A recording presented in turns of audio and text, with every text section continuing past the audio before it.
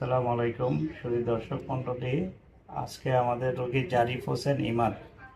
ওর বয়স হচ্ছে 7 বছর। ওর আমরা টনসিল এবং এডিনয়েড অপারেশন করি কোবলেশন পদ্ধতিতে।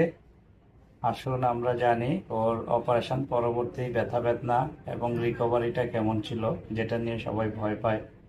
যে আমরা জানি যে টনসিল অপারেশনে অনেক ব্যথা হয়। অপারেশন পরবর্তীতে বাচ্চারা পানি পর্যন্ত খেতে পারে না, খাওয়া দাওয়া বন্ধ করে দেয়, যার ফলে সহজে ইনফেকশন হয় এবং পরবর্তী জটিলতায় অনেক সময় রক্তপাতও দেখা যায়। তো আমরা যে পদ্ধতিতে অপারেশন করি সেটাকে বলা হয় কোবলেশন পদ্ধতি। বর্তমানে এটা খুবই জনপ্রিয় হচ্ছে, বিশেষ করে বাচ্চাদের ক্ষেত্রে। এটা একটা মেল্টিং পদ্ধতিতে করা হয়, কোল্ড পদ্ধতি বলে। আগে ডায়াথার্মি দিয়ে করতাম আমরা। কোবলেশন আসার পরে কোল্ড পদ্ধতি আমরা বেছে নিয়েছি, যার কারণে ব্যথা কম হয় এবং অপারেশন পরবর্তী গলার ভিতরে যে স্ট্রাকচার সেটির পরিবর্তন তেমন একটা দেখা যায় না। তাহলে জারিফ হোসেন ইমাদ, আসুন প্রথমে আমরা জানি ওর কি কি সমস্যা হতো এই টনসিলের কারণে। আসসালামু আলাইকুম। পেশেন্ট হচ্ছে জারিফ হোসেন ইমাদ। আপনার কি হয়? আমার নাতি, বড় ছেলের নাতি। বড় ছেলের ঘরের নাতি। আপনাদের বাড়ি কোথায়? বারবকুণ্ড। বারবকুণ্ড। সীতাকুণ্ড, বারবকুণ্ড। আচ্ছা, এই জারিফ হোসেন ইমাদের কি সমস্যা ছিল গলায়, বলেন তো? এই গলা ব্যথা, টনসিল। টনসিলে ব্যথা হতো। ব্যথাটা কেমন ছিল? অনেক বেশি ব্যথা ছিল? ব্যথা অনেক বেশি ছিল, কিছু খাওয়া দাওয়া খেতে পারতো না। খাওয়া দাওয়া খেতে পারতো না। ও কি শ্বাস নিতে পারতো না হা করে ঘুমাতো? হা করে ঘুমাইতো, শ্বাস নিতে কষ্ট হইতো। মুখ দিয়ে লালা পড়তো ঘুমের ভিতরে? লালা হইতো। আর ওর কি গলার এই যে দুই পাশে কিছুদিন পর পর এগুলো ফুলে যেত? এগুলো অনেক বড় ফুলে গেছিল। কত বড় ফুল ছিল দেখান তো? আমার পায়ে অনেক বড় ফুল ছিল। মানে এই দুই পাশে অনেক বড় বড় ফুলা হয়ে গেছিল না? অনেকটা নাই এখন। এখন আল্লাহর রহমতে অপারেশনের পরে কি এই ফুলাটা আর এরকম দেখছেন কখনো? না, অপারেশন করে টনসিল অপারেশন করে ফুলাটা কমছে একটা। তো বাইরের ফুলাটাও কমে গেছে। ইনশাল্লাহ।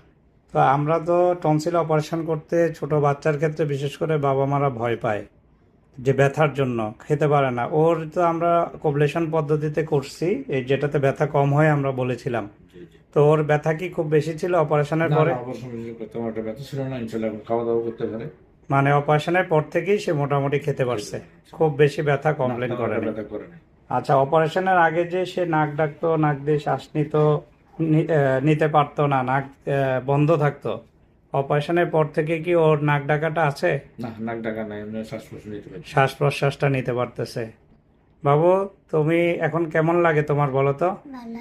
এখন শ্বাস নিতে পারো, ঘুমাতে পারো? আগে ওর ঘুম ভেঙে যেত না? শ্বাস বন্ধ হয়ে ঘুম ভেঙে যেত না? ঘুম ভেঙে যেত মাঝে মধ্যে। এখন তো আর এটা হয় না। তাহলে আপনারা খুশি এই অপারেশনটা করে? খুশি আমরা, অবশ্যই। ঠিক আছে, আপনারা দর্শকদের উদ্দেশ্যে কিছু বলবেন? এই অপারেশন যে পদ্ধতি আমরা করেছি সেটা সম্পর্কে কিছু বলবেন? এটা সুন্দর ভালো পদ্ধতি, ইনশাল্লাহ যাতে আগামীতে রোগী নিয়ে যারা আসে। জি। দর্শক মণ্ডলী, দেখুন টনসিল বড় হয়ে যাওয়ার কারণে গলা, শ্বাসের রাস্তাও তার প্রায় বন্ধ হয়ে গিয়েছিল, ব্যথা হতো। এখন আমরা ক্যামেরার মাধ্যমে নাকের পিছনে যেখানে এডিনয়েড গ্রন্থি থাকে সেটা আপনাদেরকে দেখাচ্ছি। দেখুন, নাকের পিছনে গোল যে অংশটা, এদিক দিয়ে আমরা শ্বাসটা নাকের পিছন দিয়ে গলায় যায়, বুকে যায়। এই রাস্তাটি এডিনয়েড গ্রন্থি ফুলে যাওয়ার কারণে অলমোস্ট বন্ধ হয়ে গিয়েছে। দেখুন, প্রায় 3/2 অংশ বন্ধ। নিচের খোলা জায়গা একটু কফ হলে পুরোপুরি বন্ধ হয়ে যায়। এখন আমরা বাম নাকে দেখতে পাচ্ছি। দেখুন, বাম নাকে টার্বিডেন্টের পাশ দিয়ে আমরা পিছনে চলে যাচ্ছি ক্যামেরা নিয়ে। এই যে এডিনয়েড দেখা যাচ্ছে, অনেক ফুলে গিয়েছে। ফুলে যাওয়ার কারণে শ্বাসের রাস্তা বন্ধ হয়ে গিয়েছে। এটা আমরা অপারেশন করছি কোবলেশন পদ্ধতিতে, যেটা আপনারা জানেন। এই পদ্ধতিতে রক্তপাতের সম্ভাবনা খুব কম থাকে সঠিক যন্ত্র এবং পদ্ধতিতে করতে পারলে। আমরা কোবলেশন পদ্ধতিতে এডিনয়েডটি অপারেশন করছি, ক্যামেরার মাধ্যমে দেখে সম্পূর্ণভাবে রিমুভ করা সম্ভব হয়, তাই এই পদ্ধতিটি জনপ্রিয়তা অর্জন করছে। এখন দেখুন, টনসিল দুপাশের যেটা অনেক বড় হয়ে গিয়েছিল, এটাও কোবলেশন পদ্ধতিতে আমরা তুলে নিচ্ছি। এটাতে ব্যথা এবং রক্তপাতের সম্ভাবনা খুব কম থাকে। দেখুন, তার এডিনয়েড এবং টনসিল ক্লিয়ার হয়ে গিয়েছে। অপারেশনের পরে দেখেন গলা দুই পাশে টনসিল আমরা রিমুভ করার পরে গলার রাস্তাটা অনেক পরিষ্কার হয়ে গিয়েছে, শ্বাসের জায়গা বৃদ্ধি পেয়েছে। নাকটা দেখুন, নাকের পিছনে যেখানে এডিনয়েড গ্রন্থি ছিল দেখুন পুরোপুরি ক্লিয়ার, শ্বাসের রাস্তা পুরোপুরি পরিষ্কার হয়ে গিয়েছে। বাম নাকেরটা দেখুন, আমরা ক্যামেরা দিয়ে ঢুকে যাচ্ছি, দেখুন শ্বাসের রাস্তা পরিপূর্ণভাবে ক্লিয়ার, কোনো রকমের রক্তপাত দেখা যাচ্ছে না এবং ক্যামেরার মাধ্যমে নিশ্চিত হওয়া যাচ্ছে অপারেশনটি সঠিকভাবে সম্পন্ন। দর্শক মণ্ডলী, আমরা জারিফ হোসেন ইমাদ বারকুণ্ড থেকে এসেছে।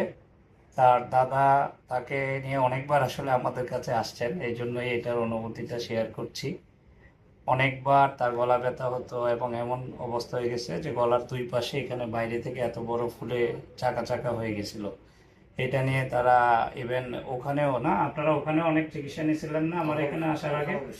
ওখানেও সে অনেকবার অ্যান্টিবায়োটিক খেতে হয়েছে, মানে এটা দেখে মনে হচ্ছিল টিউমার হয়ে গেছে।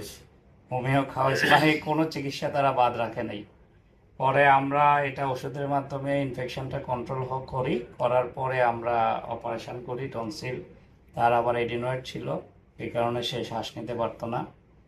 তো আলহামদুলিল্লাহ কোবলেশন পদ্ধতিতে এই অপারেশনটি পরিপূর্ণভাবে সফল আমরা বলতে পারি। আর যে কারণে কোবলেশন পদ্ধতি আমরা সিলেক্ট করি, যে ব্যথা বেদনা অপারেশন পরবর্তী সহজ সময়টা যেন সহজ হয়, সেটা আমরা পরিপূর্ণভাবে দিতে পেরেছি, এই জন্য আমরা খুব খুশি। দর্শক মণ্ডলী, আপনাদেরকে ধন্যবাদ, আপনারা সবাই ভালো থাকুন।